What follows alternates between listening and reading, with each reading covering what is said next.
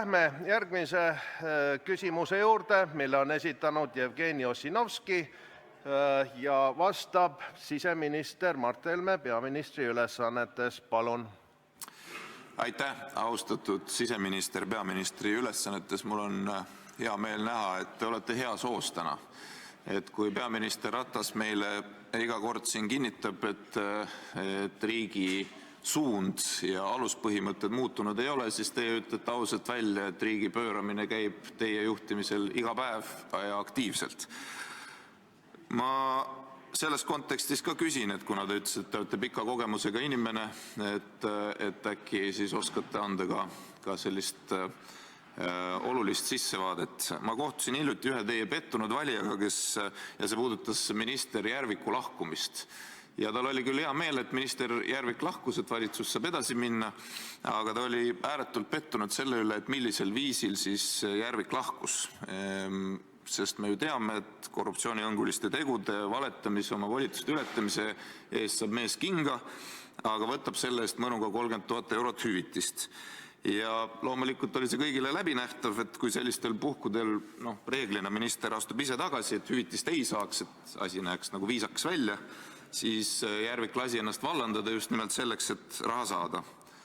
Ja siis mul tuli meelde, et huvitaval kombel teie eelmine wunderkind Marti Kuusik käib riigiga kohut, et saada need samad 30 000 eurot hüvitist sellest, et ta sai ühe päeva olla valitsuse liige. Ja sellest tulenevalt on 2 küsimust. Esiteks, et kas teie meelest ei ole see mitte ebaõiglane, et korruptsioonihõnguliste tegude ja oma volituste ületamise eest lahti lastud minister saab 30 000 eurot, mille eest näiteks saaks 5 aastat maksta Eesti keskmist vanaduspensionit.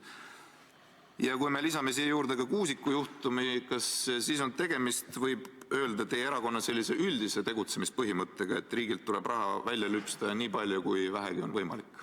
Aitäh.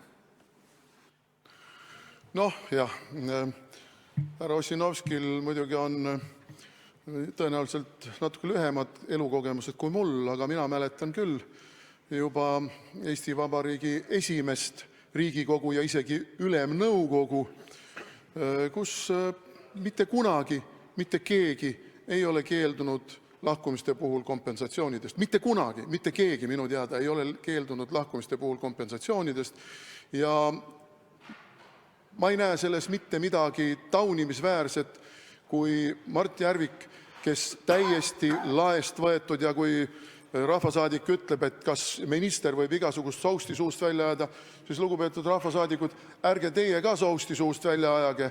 Ka teie olete siiski avaliku elu tegelased, poliitikud ja peaksite oma sõnade eest vastutama.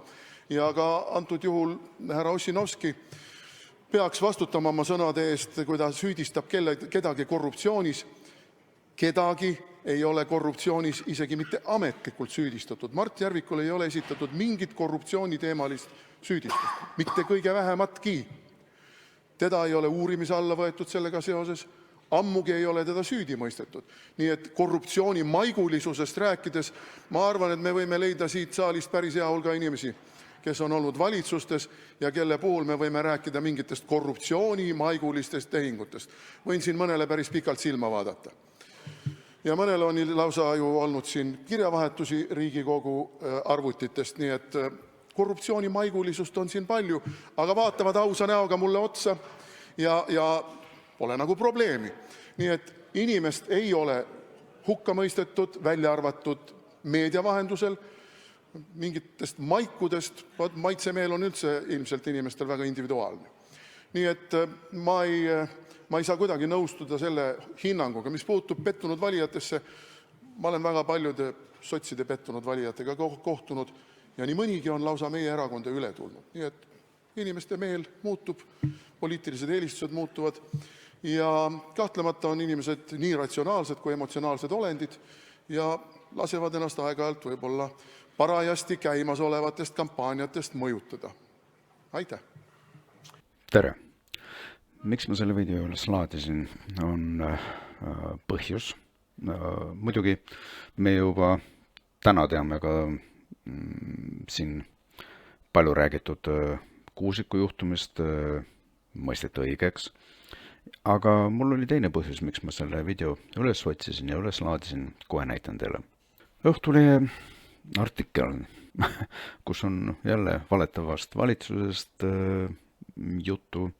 Õhtuleht tundis huvi, mille alusel lubas kaitseminister Kalle Laanet maksta Kaitseväe likvideeritavale orkestrile hüvitiseks aastapalga.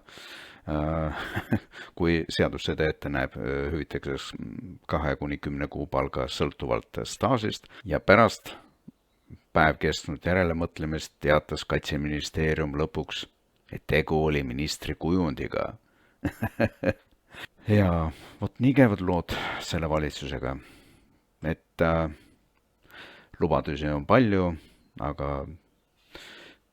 täita oma lubadusi või jah, keegi ei kipu neid täitma.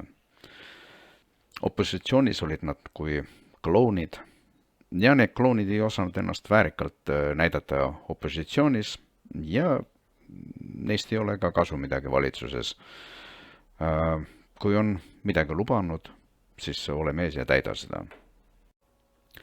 Ja teiseks on huvitav see, et miks sotsid nüüd ei esita küsimusi sellele valitsusele, aga tundub nagu, et sotsid on selle valitsuse tallalakkujad, vähemalt mulje on jäänud siuke. Et ega siis midagi, Jevgeni, ma saan aru, et sa ei julge kriitiliselt küsida reformi käest.